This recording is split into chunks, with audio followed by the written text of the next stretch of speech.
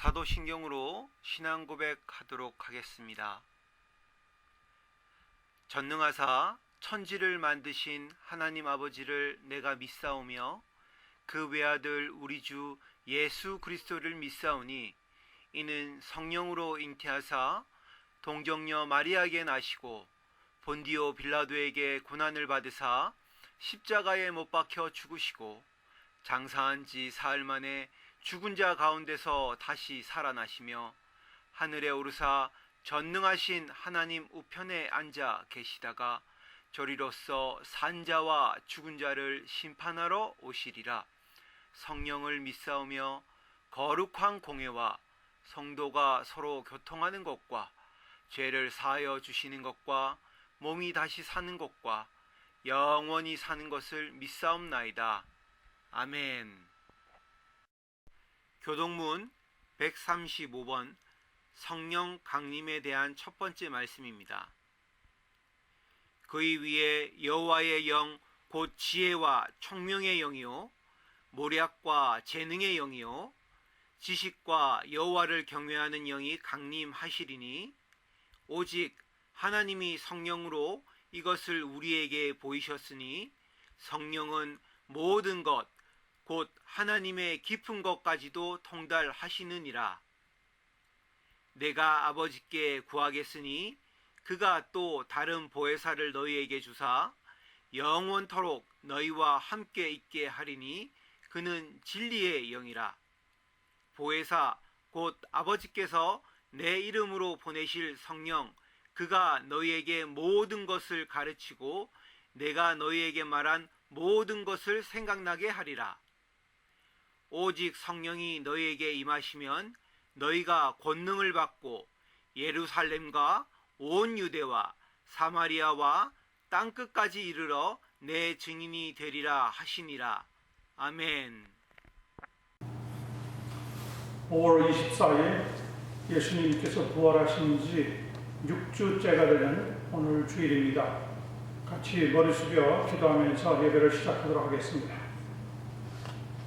우리의 능력이 되시는 하나님 아버지, 하나님을 향하여 기쁘게 노래하고 하나님을 향하여 즐거이 소리치며 하나님이야말로 우리의 모든 억울함을 풀어주시고 궁핍한 자에게 하나님의 은혜와 사랑을 베풀어 주신다는 것을 믿고 믿음생활 감당해 나갈 수 있도록 인도해 주시옵소서. 오늘도 귀한 예배 하나님 앞에 올려드립니다. 하나님, 우리의 예배를 다 받으시고 우리의 심령 속에 하나님의 나라가 임하게 하시고 우리의 가정에 하나님의 나라가 임하게 하시고 우리가 살고 있는 이 세상에 하나님의 나라가 임하게 하여 주셔서 더 이상 싸우고 다투고 혈기 부리는 일이 아니라 하나님의 평강과 은혜를 누릴 수 있는 모든 우리들의 마음 되도록 역사해 주시옵소서. 성령님께서 이 한 시간 귀한 예배를 온전히 붙잡아 주시고 우리 모두를 하나님의 은혜 보좌 앞으로 인도해 주옵시기만을 간절히 바라옵고 우리 구주 예수 그리스도의 이름으로 기원드리옵나이다. 아멘.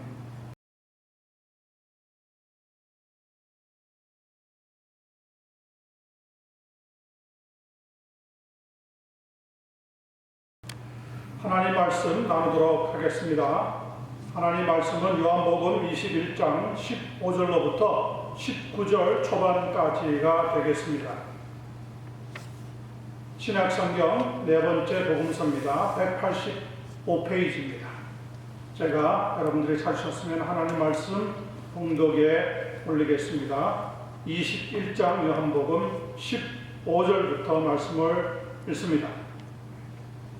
그들이 조반 먹은 후에 예수께서 시몬 베드로에게 이르시되 요한의 아들 시몬아 네가 이 사람들보다 나를 더 사랑하느냐 하시니 이르되 주님 그러하나이다. 내가 주님을 사랑하는 줄 주님께서 아시나이다.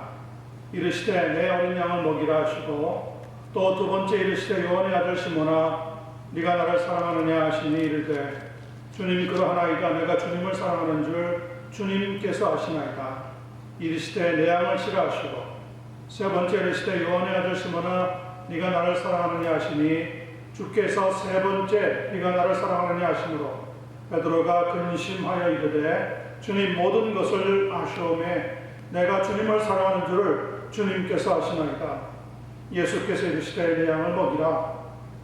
18절입니다. 내가 진실로 네게 이르노니 네가 젊어서는 스스로 띠띠고 원하는 곳으로 다녔거니와 늙어서는 이빨을 벌리리니 남이 네게 띠띠우고 원하지 아니하는 곳으로 데려가리라. 이 말씀을 하시면 베드로가 어떠한 죽음으로 하나님께 영광을 돌릴 것을 가리키십니다. 하나님의 말씀 위에 큰 은혜가 있기를 간절히 소원합니다. 오늘 말씀의 제목은 주께서 아시나이다. 본문에 나오고 있는 베드로 사도의 고백이기도 합니다. 사람의 일생은 길다고도 할 수 있겠지만 짧다고도 할 수 있습니다. 자신이 좋아하는 일을 하면서 먹고 싶은 것, 마시고 싶은 것, 가고 싶은 것, 만나고 싶은 이들을 찾아가려고 하는 이들에게 있어서 일생은 너무나 짧을지도 모릅니다. 그러나 괴롭고 힘든 삶이 계속되면 빨리 끝나기를 바라는 사람들도 적지 않아 있다고 생각이 되어집니다. 어리석은 것은 재미있게 즐겁게 행복하게 살기에는 일생이 너무 짧은데도 불구하고 우리는 보통 화내고 다투고 미워하고 싸우며 살아갈 때가 있다는 겁니다. 우리는 그렇지 않고 복되게 살아갈 수 있게 되기를 간절히 소원합니다. 사람의 일생을 크게 나누어서 유년에서부터 소년, 청소년, 청년, 그리고 장년, 중년, 노년으로 시기를 구분하는 것이 일반적입니다. 그러나 고대 그리스에서는 아주 단순하고 쉽게 구분하고 있다고 합니다. 특별히 그리스도의 테베라고 하는 도시로 가는 길에 험준한 바위산이 있었는데 그 길목을 스핑크스라고 하는 상상 속의 괴물이 지키고 있었다는 겁니다. 이 스핑크스는 지나가는 행인들에게 수수께끼를 던져서 틀린 대답을 하는 사람들은 가차없이 잡아먹는 바람에 사람들 사이에 공포가 오가고 있었지만 별 뾰족한 방법이 없었다는 거죠. 그러던 중 오이디푸스라고 하는 한 젊은이가 도전하여서 마침내 그 수수께끼를 풀어내게 됩니다. 스핑크스가 물어봅니다. 지상에서 걷거나 공중을 날거나 바다에서 헤엄치는 모든 것 중에서 아침에는 네 발로, 낮에는 두 다리로, 그리고 저녁에는 세 다리로 걷는 짐승이 무엇이냐? 오디푸스는 지체 없이 단숨에 대답합니다. 그것은 사람입니다. 당황한 스핑크스가 다시 묻습니다. 어째서 그것이 사람이냐? 사람은 어렸을 때 네 발로 기다가 자라서는 두 발로 걷고 늙어지면 지팡이를 짚고 세 다리로 걸어 다니기 때문입니다. 그 대답을 들은 스핑크스는 몸을 부르르 떤 채 바다에 몸을 던져 스스로 목숨을 끊음으로 평강의 길이 열리게 되었다는 그러한 신화적인 이야기입니다. 오늘 본문에 보면 베드로 사도의 말년에 대한 기록을 성경에 기록하고 있는데, 그는 과연 어떠한 삶을 살다가 마침내 하나님의 나라에 들어가게 되었는지를 함께 살펴볼 때에 놀라운 은혜가 우리 모두의 심령 속에 임하고 또 임하게 되어지기를 간절히 소원합니다. 자, 먼저 15절, 16절, 17절 말씀을 나눕니다. 그들이 조금 먹은 후에 예수께서 시몬 베드로에게 이르시되, 요한의 아들 시몬아, 네가 이 사람들보다 나를 더 사랑하느냐 하시니 이르되, 주님 그러하나이다. 내가 주님을 사랑하는 줄 주님께서 아시나이다. 이르시되 내 양을 먹이라 하시고, 또 두 번째 이르시되, 요한의 아들 시몬아, 네가 나를 사랑하느냐 하시니 이르되, 주님 그러하나이다. 내가 주님을 사랑하는 줄 주님께서 아시나이다. 이르시되 내 양을 치라 하시고, 세 번째 이르시되, 요한의 아들 시몬아, 네가 나를 사랑하느냐 하시니, 주께서 세 번째 네가 나를 사랑하느냐 하심으로 베드로가 근심하여 이르되, 주님 모든 것을 아시오매 내가 주님을 사랑하는 줄을 주님께서 아시나이다. 예수께서 이르시되 내 양을 먹이라. 자, 오늘 본문 말씀을 보면 부활 후에 말씀하신 대로 갈릴리 바닷가에서 제자들을 만나 주셨던 주님께서는 그들과 함께 조반을 나누고 나서 특별히 베드로에게 요한의 아들 시몬아 라고 부르시고 난 뒤에 세 가지 질문을 던지고 있습니다. 그 질문이 비교적 단순합니다. 네가 나를 사랑하느냐? Do you love me? 그런데 궁금한 것은 왜 주님께서 비슷한 질문을 세 번이나 계속해서 물어보셨던가요? 왜 물어보았을까요? 그것은 주님께서 잡히시던 날 밤에 베드로가 주님을 모른다고 부인했던 사건과 연결되어 있습니다. 그때 베드로는 한 번도 아니고 세 번씩이나 모른다고 부인을 했습니다. 처음 두 번은 난 그 사람을 모른다고 했지만 세 번째 부인할 때는 저주하고 맹세까지 하면서 나는 그 사람을 알지 못한다고 했습니다. 그런 다음에 밖으로 뛰어나가 땅을 치며 통곡을 했다고 성경은 우리에게 알려주고 있습니다. 아마 베드로에게 있어서는 이 사건이, 즉 세 번이나 주님을 모른다고 강력하게 부인했던 그 기억이 떠올라서 자신이 얼마나 한심한 사람인지, 아마 그의 평생을 그것이 상처가 되어서 삶을 살아가야 했을지도 모른다는 거죠. 마태복음 26장 34절을 보면 예수님이 베드로에게 분명히 이렇게 말씀하셨습니다. 내가 진실로 네게 이르노니 오늘 밤 닭 울기 전에 세 번 네가 나를 부인하리라. 그런데 예수님이 잡혀서 대제사장의 집으로 끌려갔을 때 베드로가 뒤따라갑니다. 뒤따라갔다가 세 번이나 너도 저 갈릴리 예수 아는 사람이 아느냐 하고 물어보는데 주님의 면전에 아예 대놓고 모른다고 부인했습니다. 세 번째 부인하고 난 뒤에 대한 기록이 누가복음 22장 60절에서 62절에 기록되어 있는데 이렇게 질문하고 있습니다. 베드로가 이르되 이 사람아 나는 네가 하는 말을 알지 못하노라. 그렇게 아직 말하고 있을 때 닭이 곧 울더라. 주께서 돌이켜 베드로를 보시니 베드로가 주의 말씀 곧 오늘 닭 울기 전에 네가 세 번 나를 부인하리라 하심이 생각나서 밖으로 나가서 어떻게 했습니까? 심히 통곡하니라. 베드로 사도를 그대로 내버려 두었다면 그는 분명히 자기가 그렇게 강력하게 부인했던, 저주까지 하면서 부인했던 그 사건이 기억에 남아서 마음속에 일평생 삶의 상처로 살아갈 수밖에 없었을 거라는 거예요. 사람들은 너나 할 것 없이 누구나 작은 상처들이 다 삶의 굴곡 속에 들어 있지 않습니까? 어떤 사람은 그 상처가 너무 커서 결국 인생의 패배자로 살아가는 사람들이 있단 말이죠. 어쩌면 예수님께서 베드로에게 대해 말씀하신 그대로 되었을지 저는 잘 모르겠습니다. 여하간 부활하신 뒤에 베드로를 만나주신 예수님은 이 베드로 사도를 회복시켜 주실 필요가 있다는 것을 느끼셨습니다. 그리고 그 상처의 기억을 씻어주기 위해서 3번 같은 질문, 네가 나를 사랑하느냐고 물어보셨다고 생각이 되어집니다. 야, 네가 어디 가서 1000만 불을 가져와라. 그러면 내가 너의 죄를 용서해 주겠다. 얼마나 어려운 부탁입니다. 네가 나가서 전쟁에 1000명을 죽여가지고 오너라. 그럼 내가 너를 용서해 주겠다. 그것도 얼마나 무리한 요구가 되겠습니까? 아니면 저기저 산을 네 평생 굴을 파면서 터널을 만들어라. 그렇게 한다면 아마 우리는 아무것도 할 수 없는 실패자로, 패배자로 살아갈 수밖에 없었을 겁니다. 그런데 예수님이 베드로에게 회복시켜 주시면서 물어본 질문은 뜻밖에도 네가 나를 사랑하느냐는 겁니다. 여러분, 이 대답이 어렵습니다.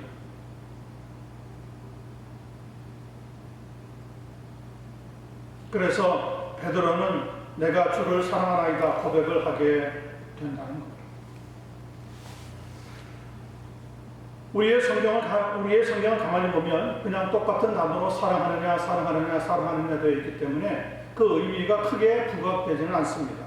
하지만 성경의 원어인 헬라어로 된 것을 보면 처음 2번은 아가페라고 하는 단어로 적혀 있고요. 3번째는 필로스라고 하는 단어로 기록이 되어 있습니다.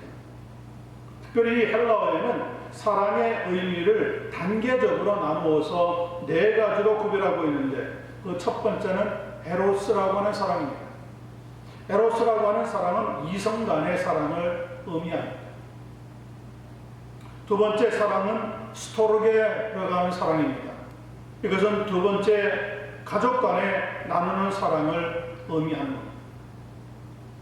그리고 좀 더 중요한 것이 3번째 필로스라고 하는 사랑인데 이것은 친구 간에 나누는 사랑 곧 우정을 의미합니다. 이렇게 3가지 아가페, 스토르게, 필로스라고 하는 단어는 조건부의 사랑입니다. 그것이 공통점이고 특징입니다. 이런 것 때문에 사랑한다는 거예요. 네가 나의 여친이기 때문에, 남친이기 때문에 사랑한다는 거죠. 네가 나의 아들이기 때문에, 딸이기 때문에, 부모이기 때문에 사랑한다는 거예요. 네가 다른 사람이 아니고 내 친구이기 때문에 내가 너를 사랑한다는 걸 믿는다는 거죠. 이렇게 컨디셔널한 조건부의 사랑이 헬라어로 볼 때는 앞에 있는 3가지 바로 스토르게와 또 아가페와 에로스와 필로스라고 하는 단어 속에 나타나고 있는 사랑의 의미입니다. 그리고 가장 높은 영역의 사랑, 그것을 아가페라고 부릅니다. 아가페라고 하는 것은 하나님이 인간을 사랑한다고 하는 의미입니다.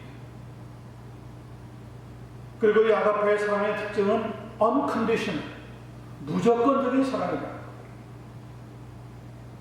예수님의 질문을 살펴보면 그러므로 처음과 2번째는 요한의 아들 시몬아, 네가 아가페의 사랑으로 나를 사랑할 수 있느냐?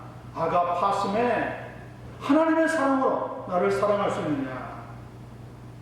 감히 거기에 토를 달 수도 없었습니다. 자기가 3번이나 예수님을 부인했던 것을 알고 있던 베드로 사도로서는 아가페의 사랑으로 무조건적으로, 헌신적으로, 희생적으로 주님을 사랑할 수 있다고 감히 대답할 수가 없었던 거예요.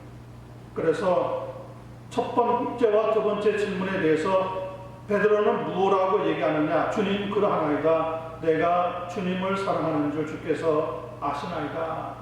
여기에 내가 주님을 사랑하시는 줄, 그 사랑이라고 하는 것은 아가페의 사랑이 아니라 필로세,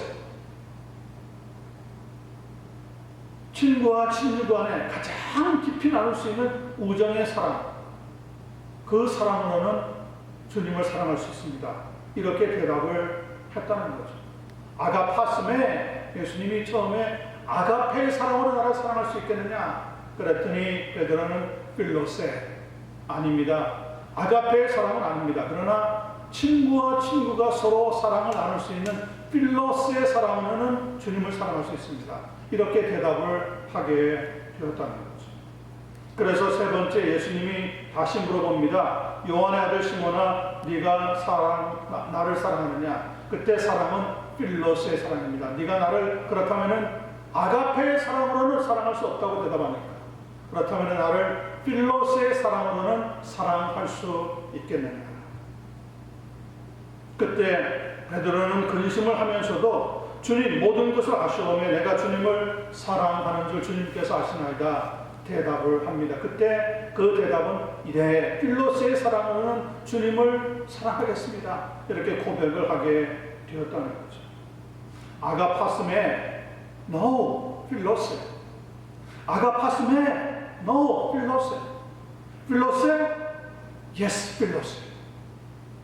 너 하나님의 사랑, 아가페의 사랑으로 나를 사랑할 수 있겠어? 저는 아닙니다. 저는 필로스의 사랑으로밖에 할 수 없습니다. 아니, 정말 아가페의 사랑으로 나를 사랑할 수 없겠어? 네, 할 수 없습니다. 필로스의 사랑밖에 안 돼.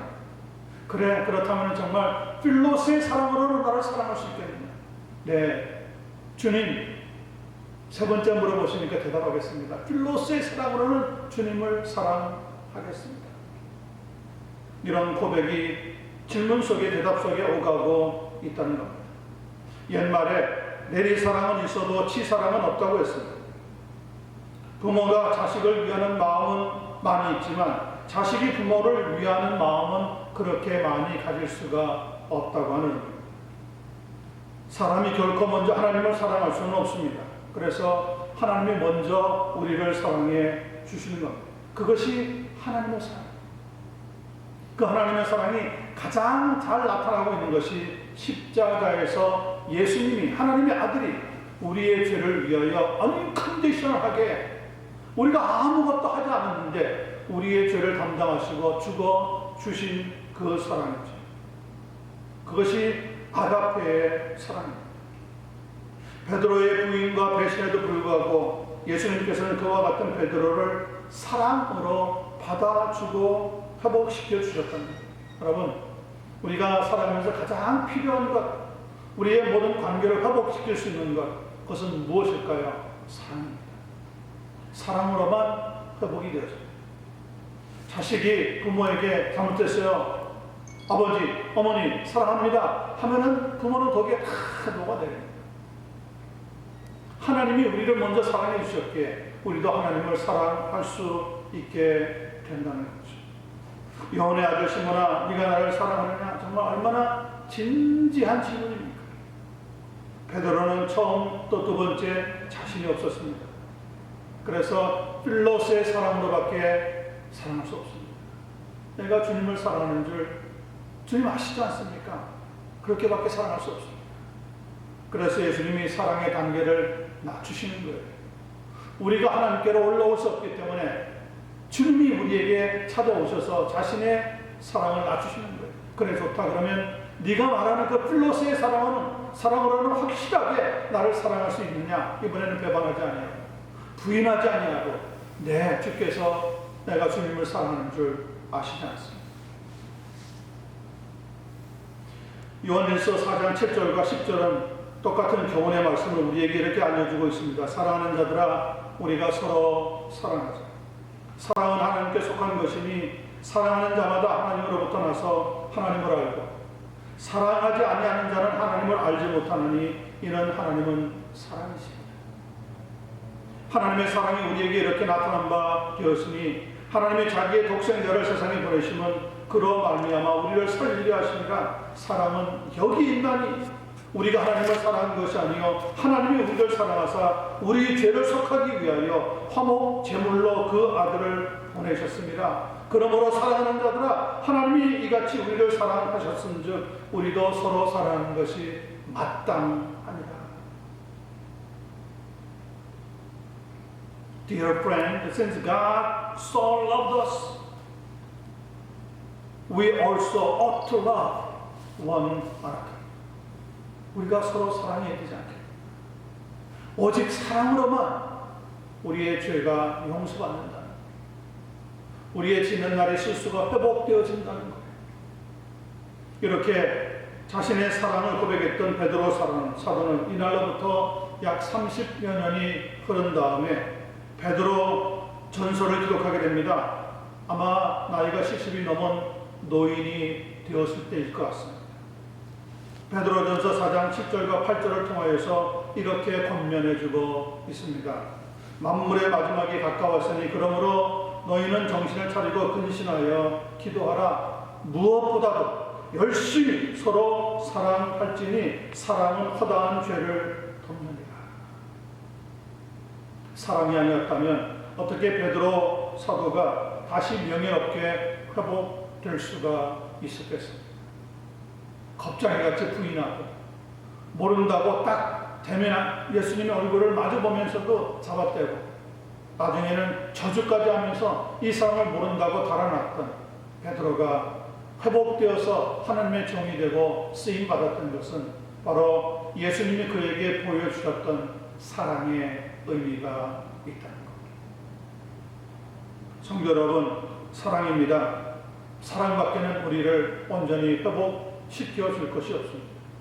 그리고 이 사랑은 말로만 사랑이 아니라 용서와 이해와 기다림이 들어있습니다.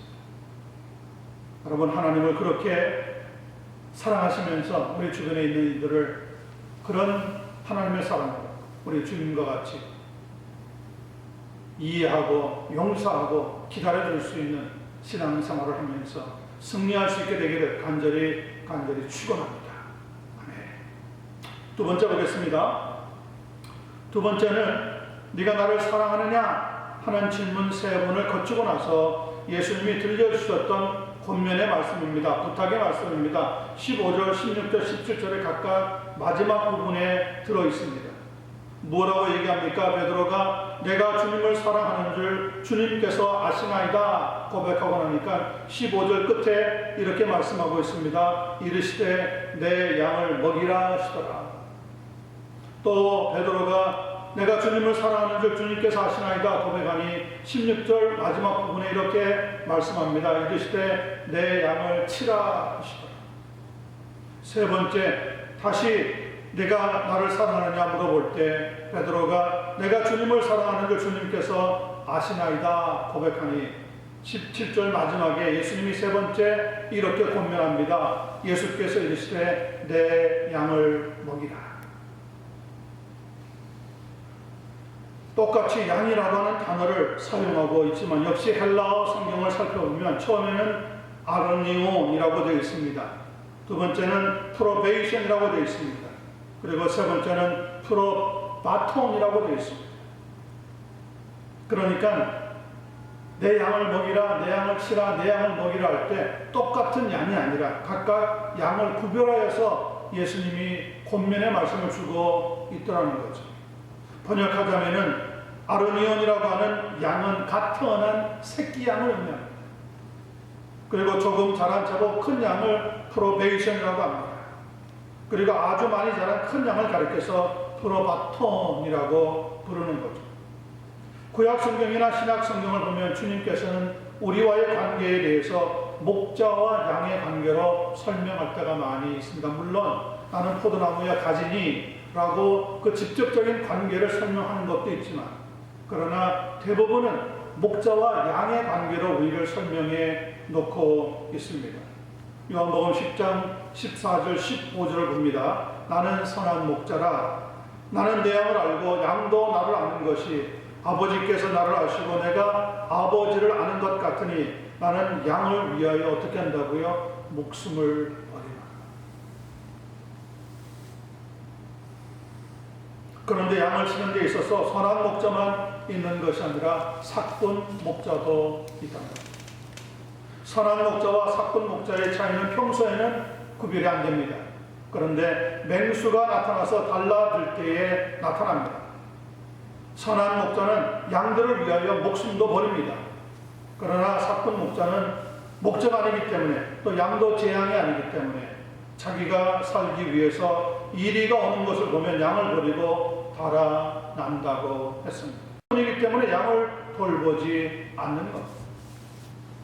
그런데 베드로에게 예수님이 부탁할 때 내 양을 치라고 내 양을 먹이라고 말씀하고 있다는 거죠.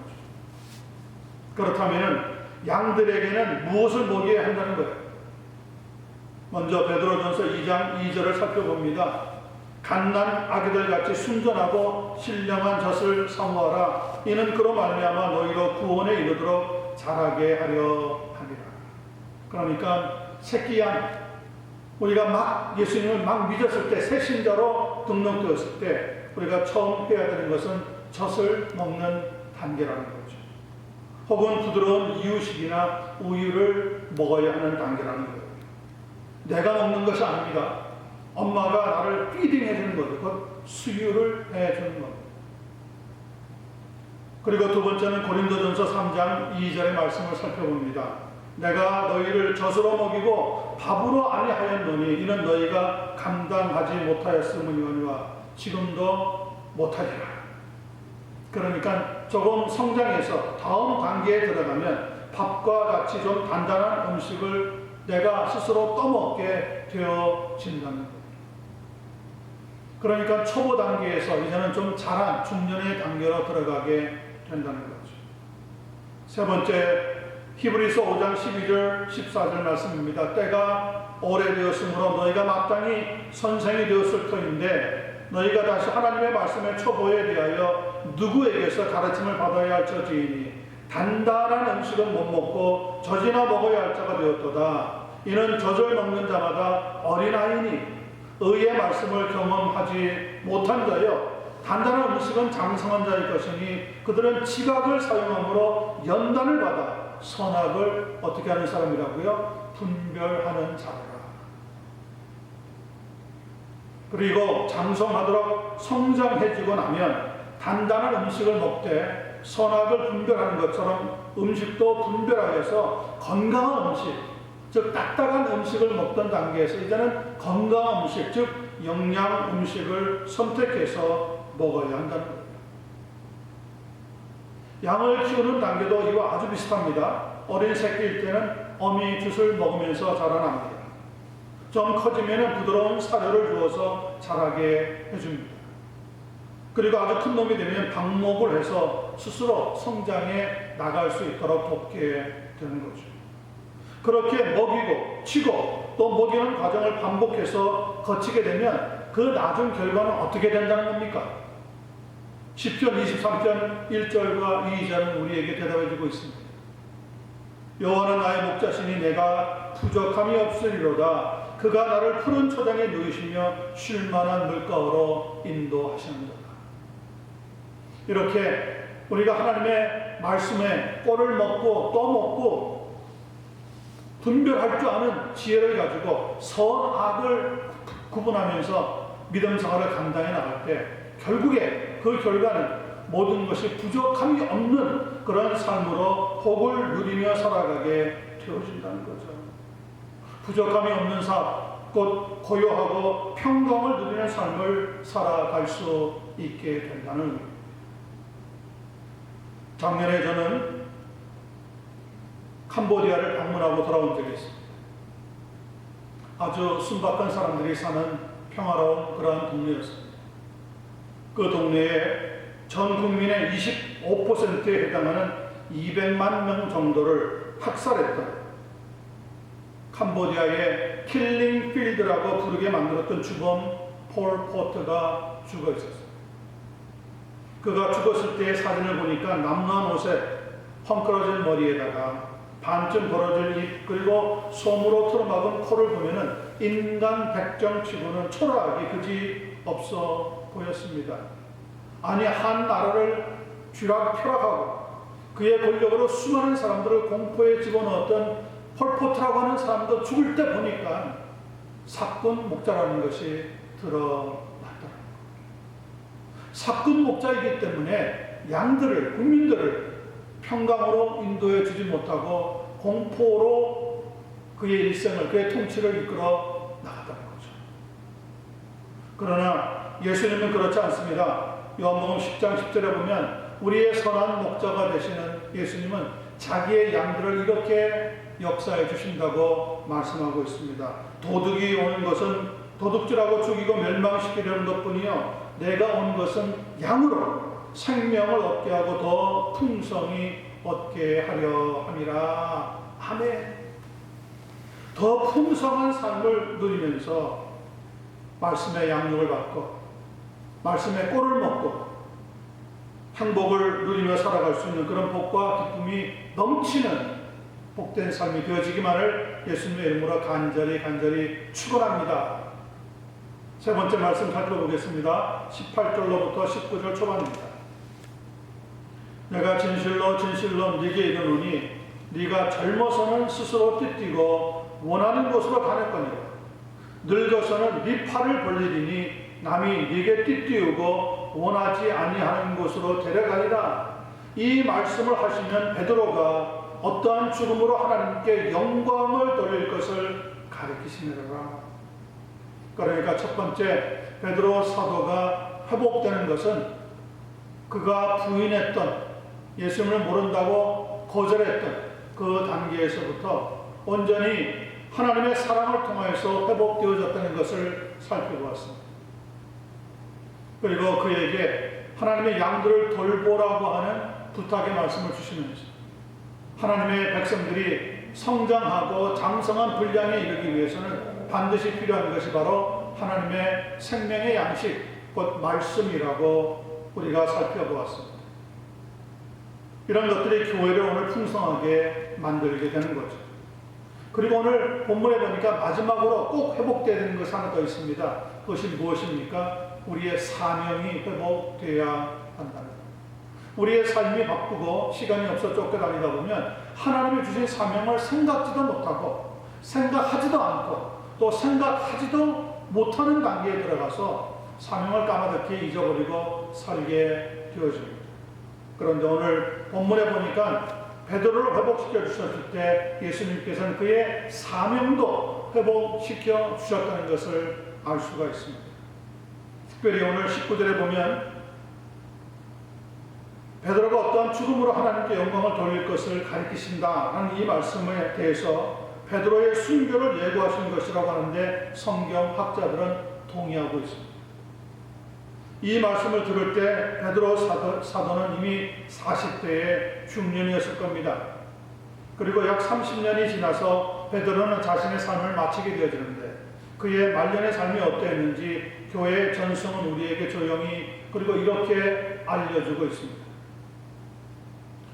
로마의 폭군이었던 네로 황제에 의해서 로마 제국에서는 64년부터 로마와 로마 근교의 기독교에 대한 대대적인 박해가 시작이 되어집니다.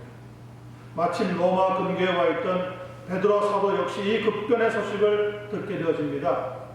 그리고 많은 사람들이 베드로에게 속히 박해를 피해서 로마를 떠나라고 권유를 합니다. 베드로는 그들의 권유를 받고 어느 날 이른 아침 변장을 한 채 로마를 빠져나가고 있었습니다. 그런데 맞은편에서 자기는 성 밖으로 나가려고 하는데 그 순간 성 안으로 들어오는 주님을 만나게 됩니다. 그때 베드로는 스쳐 지나가시려고 하는 주님을 향해서 이렇게 물어보게 됩니다. 주여 어디로 가시나이까? 그 유명한 코바디스 도미네라고 하는 질문입니다. Lord, where are you going to? 어디로 가십니까? 주님께서 이렇게 대답하십니다. 나는 네가 버리고 온 십자가를 다시 지기 위해 로마로 들어가라. 그러자 베드로는 정신이 번쩍 들면서 주님께서 자기에게 마지막으로 들려주셨던 말씀이 떠올랐다고 합니다. 내가 진실로 네게 이르노니 젊어서는 네가 스스로 띠뛰고 원하는 곳으로 다녔거니와 늙어서는 네 팔을 벌리리니 남이 네게 띠뛰우고 원치 아니하는 곳으로 데려가리라. 그 말씀을 묵상하고 하면서 주님을 다시 바라보는데 그 자리에 더 이상 아니 계시더라고 했습니다. 그 순간적인 착시 현상이었는지 환상을 본 것인지 저는 잘 모릅니다. 그러나 교회 전승에서는 이렇게 베드로의 말년에 주님을 다시 만났던 잠깐의 순간을 기록해 놓고 있습니다. 그래서 베드로 사도는 주님의 십자가의 죽음을 기억하면서 로마로 되돌아가서 스스로 붙잡히고 주님 보시기에 부끄러운 자이니 자기는 자기를 십자가에 못 박을 때 거꾸로 세워서 자기를 십자가 처형으로 맞춰달라고 부탁을 했다는 겁니다. 그는 그렇게 순교자의 명단에 올라서 하나님의 나라에 들어가게 된 겁니다. 그의 사명이 회복되어진 거죠. 그리고 주님께서 그에게 들려주셨던 그 말씀을 그는 온전히 기억하는 순간을 복되게도 맞이하게 되었다는 겁니다. 오늘 말씀은 우리에게 어떠한 교훈을 주고 있습니까? 예수님을 믿고 따르는 우리 성도들이 추구해야 되는 사명과 일생의 목표가 있다는 것을 깨닫게 만들어 주고 있습니다. 그것은 우리에게 복음을 따라서 사는 것이요, 그리고 그 복음을 위해서는 절대 충성하는 사람으로 살아가야 한다는 것입니다. 그것이 우리가 주님을 진정으로 사랑하는 방법이기 때문에 그러합니다. 고린도전서 4장 1절과 2절 말씀 들어보세요. 사람이 마땅히 우리를 그리스도의 일꾼이요 하나님의 비밀을 맡은 자로 여길지니라. 그리고 맡은 자들에게 구할 것은 무엇이라고요? 충성이니라. It is required that those who have been given a trust must prove faithful. 충성, 끝까지 충성해야 된다. 요한계시록 2장 10절도 같은 의미에서 이렇게 말씀을 전해주고 있습니다. 너는 장차 받을 고난을 두려워하지 말라. 앞으로도 많은 고난이 있을 겁니다. 어려움이 있을 겁니다. 지금 코로나 바이러스만이 문제가 아니라 더 심한 어려움도 고난한 일도 찾아올 겁니다. 그러나 두려워하지 말라. 볼지어다 마귀가 장차 너희 가운데서 몇 사람을 옥에 던져 시험을 받게 하리니 너희가 10일 동안 환난을 받으리라. 네가 그러나 죽도록 충성하라. 그리하면 네게 생명의 면류관을 주리라.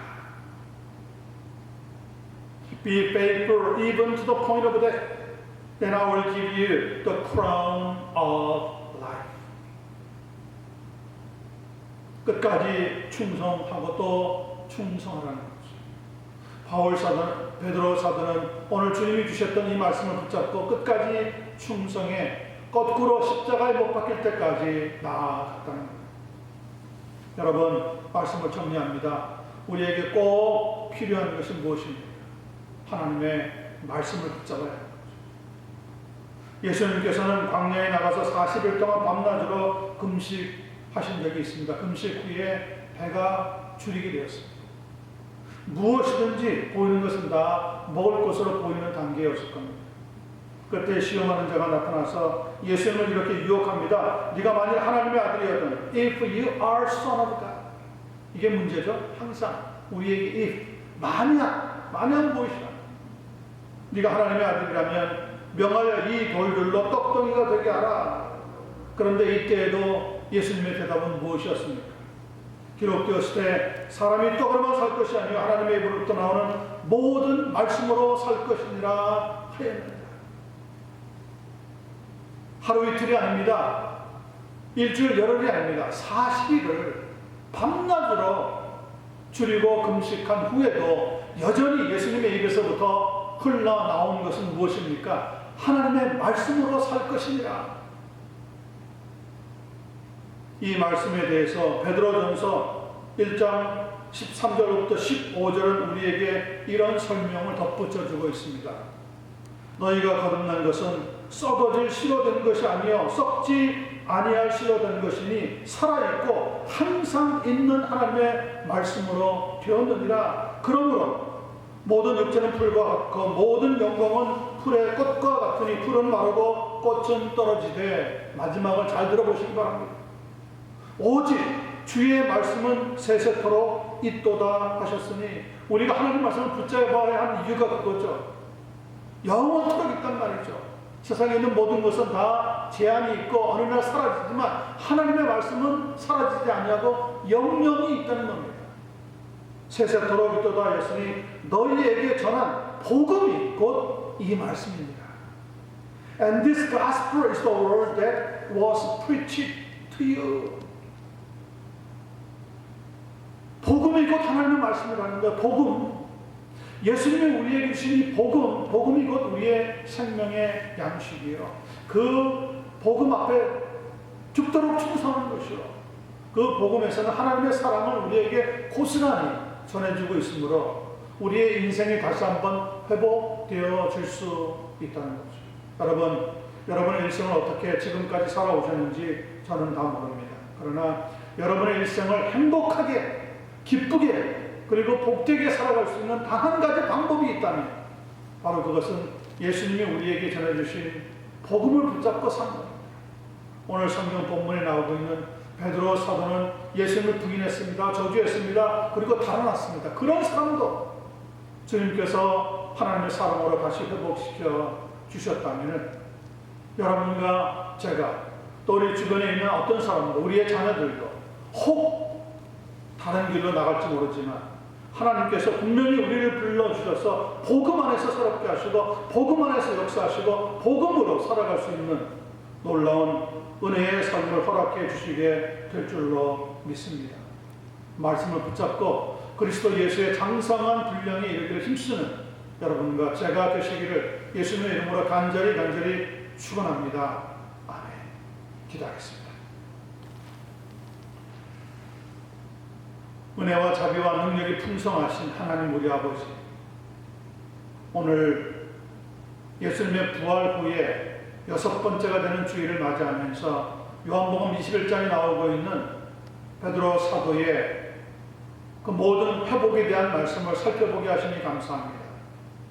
한때 주님을 모른다고 도망치고 배신했던 베드로였지만 그를 만나주신 주님께서 그가 스스로 하나님을 사랑하며 장성할 수 없다는 것을 아시기에 사랑의 단계를 낮추셔서 필로스의 사랑으로 사랑할 수 있느냐고 물어보시고 그의 사도권을 회복시켜 주시고 그에게 양들을 먹이라고 하는 부탁의 말씀을 주시며 마지막에 그가 어떤 사명을 회복해 살아가야 하는지 스스로 네가 젊어서는 띠뛰고 마음대로 다녔지만 늙어서는 남이 내게 원하지 않는 띠를 띄우고 네가 원치 않는 곳으로 데려가시리라고 하시며 그에게 순교의 사명이 있다는 것을 일깨워 주셨던 것을 감사하고 또 감사합니다. 우리도 지금까지 살아왔지만 하나님이 우리에게 주셨던 사명이 무엇인지 까마득히 잊어버리고 살아간 적도 있었습니다.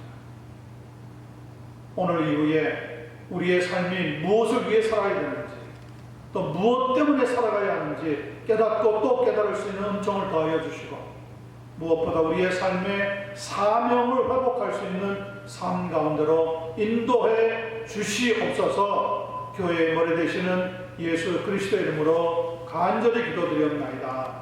아멘.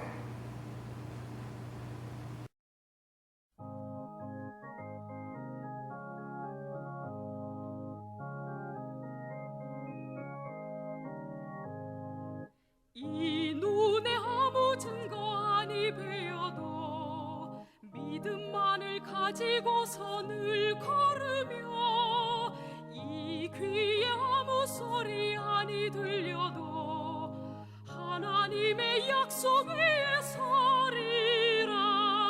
걸어가세 믿음 위에 서서 나가세 의심 버리고 걸어가세 믿음 위에 서서 눈과 귀에 아무 증거 없어도 이 눈에 보기에는 어떠하든지 이미 얻은 증거대로 늘 믿으며 이 맘에 의심 없이 살아갈 때에 우리 소원 주 안에서 이루리. 걸어가세 믿음 위에 서서 나가세 의심 버리고 걸어가세 믿음 위에 서서 눈과 귀에 아무 증거 없어도 당신의 거룩함을 두고 맹세한 주 하나님 아버지는 참 미쁘다. 그 귀한 모든 약속 믿는 자에게 능치 못할 무슨 일이 있을까. 걸어가세 믿음 위에 서서 나가세 의심 의심 버리고 걸어가세. 믿음 위에 서서 눈과 귀에